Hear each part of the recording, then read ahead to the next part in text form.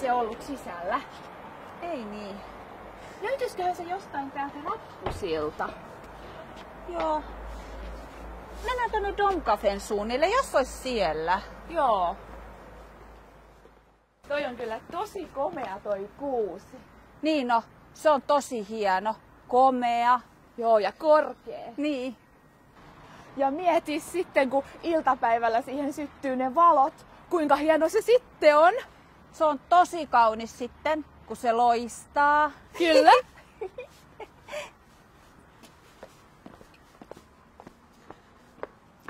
Oon mä kyllä kuullut, että se herkkukätkö on täällä jossain. Joo, legendakin sen kertoo. Niin, mut ei se kerro, että minkälainen se on ja missä se on. Niin. Onko se joku oven takana? Vai onko se jossain luukussa? Niin, jossain luukussa.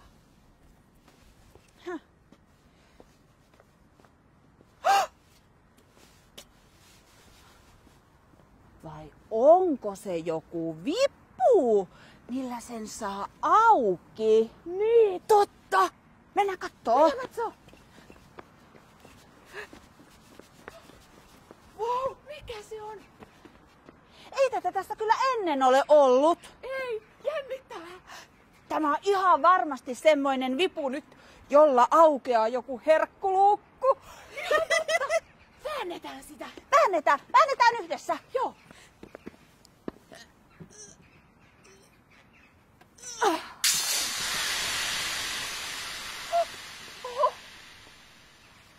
Voi ei. Oho. Voi ei. Väännetään uudelleen. Se olikin se vipu, Jolla syttyy noin kuusen valot. ei meillä ollut siihen tänä vuonna lupaa.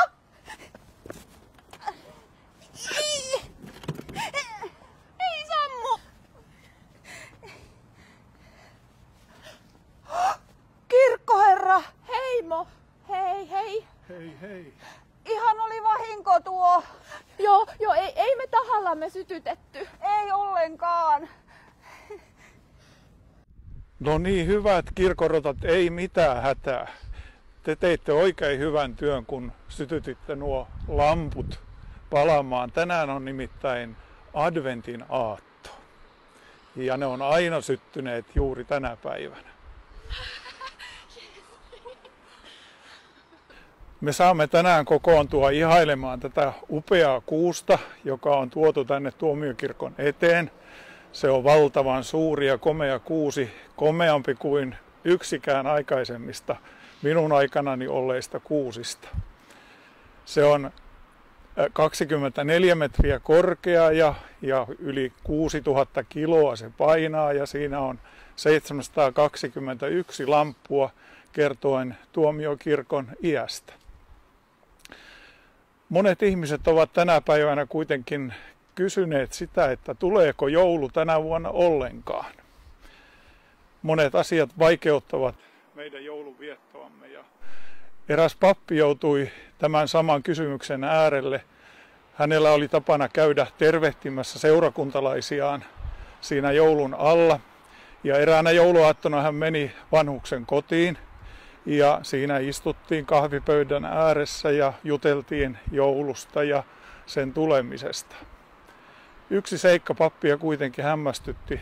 Siinä kodissa ei ollut oikeastaan mitään jouluvalmisteluja tehty. Ja niinpä hän sitten kysyi siltä vanhukselta, että tuleeko teille joulua tänä vuonna ollenkaan? Totta kai joulu tulee.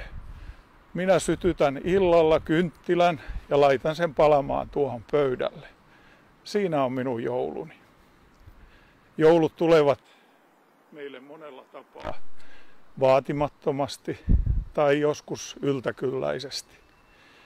Ehkä tänä vuonna meillä tätä joulua joudutaan viettämään todella vähän vaatimattomammin, mutta silti joulu tulee.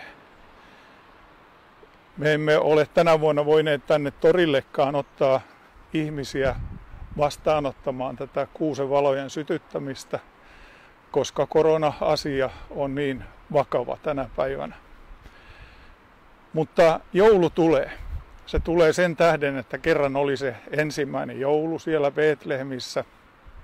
Jeesus lapsi syntyi ja yhä tänä päivänä se joulu elää ja vaikuttaa meidän ihmisten keskellä.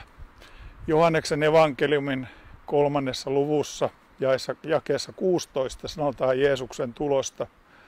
Sillä niin on Jumala maailmaa rakastanut, että hän antoi ainoan poikansa, ettei yksikään, joka häneen uskoo, hukkuisi, vaan hänellä olisi iankaikkinen elämä.